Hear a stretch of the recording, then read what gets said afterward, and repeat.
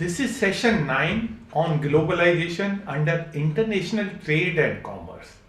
Globalization connotes the growing interdependence of the world's economy, cultures, population brought about by cross-border trade in goods and services, technology and flow of investment, people and information. It is a process that is driven by international trade and commerce. Implicit in it is acceleration in movements and exchange of human beings, goods and services, capital, technology and cultural practices all over the planet. What are the main causes of globalization? Broadly speaking, there are 8 regions of globalization. One is the technology. Globalization has been driven by technology, enabled global communication, global media, trading blocs, the formation of global trading blocs like RCEP, Trans-Pacific Partnership, the Regional Comprehensive Economic Partnership Agreement, various FTAs, reduced trade barrier between the countries, transportation network, global travel has been made easier, containerization, a rapid adoption of STF, transport containers, where transport of goods via sea and oceans had reduced transportation costs, migration, increased mobility of labor between countries, congenial financial system, integration of global economy. Globalization is a mixed bag. Phenomena of globalization is a sort of mixed bag in the sense that it has own share of advantages and disadvantages. Advantages of globalization: increased output, augmented productivity, more jobs, higher wages, and lower cost of production. Globalization affords an opportunity to spread values and practices like environmentalism and labor rights throughout the world. Globalization has increased international migration, which has resulted in multicultural society. Market access makes more goods and services available to more people, often at lower prices. Countries benefit by having access to a bigger market for their goods and services. Globalization has also reduced the poverty through increased job opportunities in capital scarce, labor rich countries, that is developing countries, consequently lifted people out of poverty in those countries.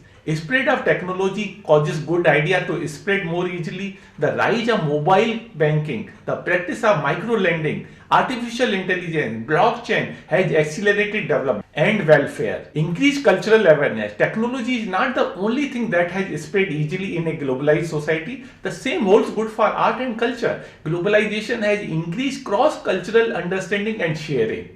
Disadvantages: workers in developed countries lose out to workers in countries with cheaper labor. Generally speaking, globalization increases the return to capital in developed countries like the US and decreases the return to labor in those same countries. Globalization has caused a race to the bottom in which companies actively seek to countries with the weakest labor and environmental protection and the lowest wages. Low skill job in the US can disappear as a result of globalization, though the technology plays a big role in this change too. The result may be a decrease in the inequality between countries but an increase in the inequality within the countries. For instance, when the US competes with less developed countries, its big advantage is access to capital, whereas less developed countries' big advantage is their cheap labor. NAFTA is one such trade deal. Due to accelerated transportation, there is a global shift of polluting manufacturing industry which has resulted in environmental degradation. Globalization has failed to deliver desired gains in labor rights, human rights, and environmental protection. Instead of spreading value and practices like environmentalism and labor rights throughout the world, in practice, that spread has been slow and imperfect. For example, rather than exporting the labor protections a company abides by in the US, the same company might follow lower standards in countries like Bangladesh and India. While globalization has increased the flow of goods, services, and capital, there are still plenty of tax havens, implying thereby that much of the value added by globalization is not captured and redistributed by government. Empowered multinational corporations, MNC, MNEs, tend to be more empowered at the expense of government and citizens. This reduces state sovereignty and citizens' ability to hold their leaders accountable for conditions in their countries. Broadly speaking, trade policy can be divided into two categories. Liberalized trade policy, which is nothing but laissez-faire, where there is a less interference of government in the affairs of the trade.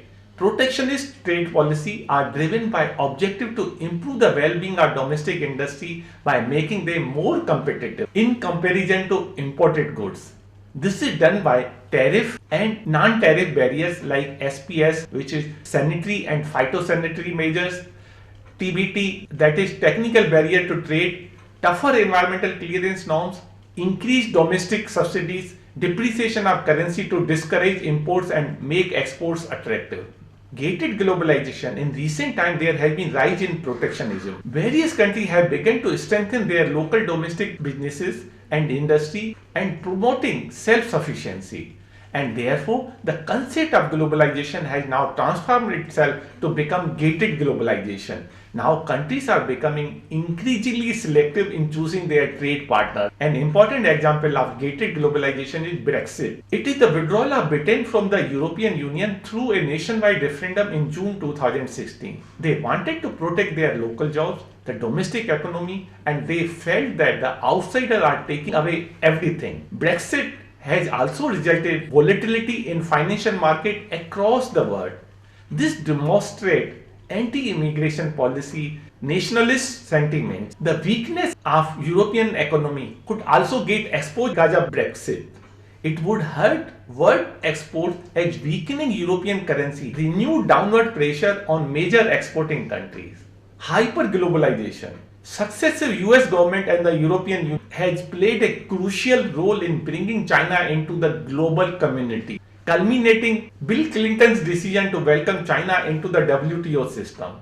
The subsequent outsourcing of manufacturing and industrial capability from the West to China allowed Beijing to build its time as it strategically built its influence to control over global supply chains. Because of enormous financial returns accruing from labor arbitrage, government turned a Nelson eye as China used its economic dependence to flex its political muscle, first in Asia and now through the Belt and Road Initiative, that is BRI, into the very heart of the European Union. The hyper-globalization process that was steadily building up China's industrial might was simultaneously causing enormous social and political churn among the Western working and middle classes. The question arises as to why the US and Western world enabled China to enter into the global community through WTO.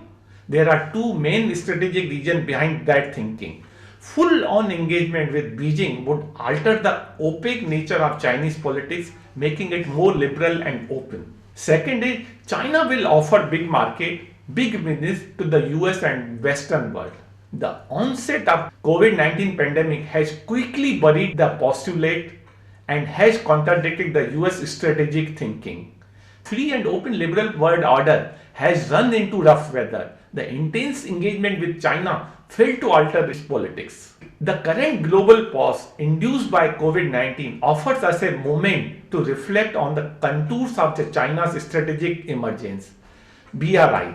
China is selling its political proposition as a new pathway for global growth, solidarity, and development. China's outward expansion through the construction of new supply chains and trade routes has been designed to serve its economic interests by capturing the flow of raw material from Asia and Africa and thereafter supplying finished product to the world.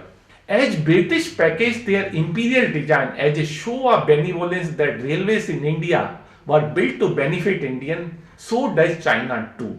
Technology prowess. China's concerted effort to control and leverage the global data economy for itself. By globalization, its technological prowess from building next generation communication infrastructure and digital platform to offering surveillance tools to authoritarian governments, China is well positioned to script future administration and regimes around development, finance, and even war and conflict. So what if China is rising? What is great deal about it? Can we afford to be a silent spectator to China's march to national rejuvenation, read ambition of becoming world superpower? One can argue that in the past, the US too had leveraged its pole position in the global economy, its military and industrial strength, and its technological supremacy to build a world order that responded to its interests.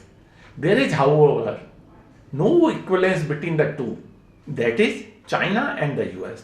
While there are check and balances in the US in the form of being a democratic country, conditioned by its electoral cycle, largely an open society and freedom of media, no such thing exists in China. It is worth recalling that at peak of its might, the US withdrew from Vietnam because intense media scrutiny dramatically undermined public support for the war at home.